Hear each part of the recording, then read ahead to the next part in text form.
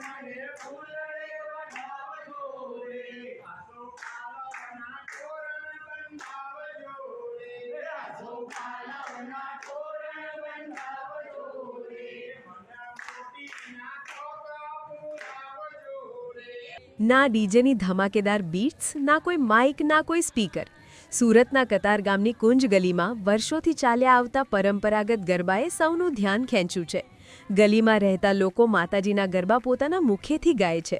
ગરબામાં જોડાયેલા તમામ લોકો આ ગરબા ઝીલે છે અને માતાજીની આરાધના કરે છે। વચ્ચે માતાજીનો ગરબો મૂકી તેની આસપાસ વૃદ્ધો, યુવાનો અને બાળકો સહિત 3 પેઢીઓ ભેગા મળીને ગરબા રમે છે।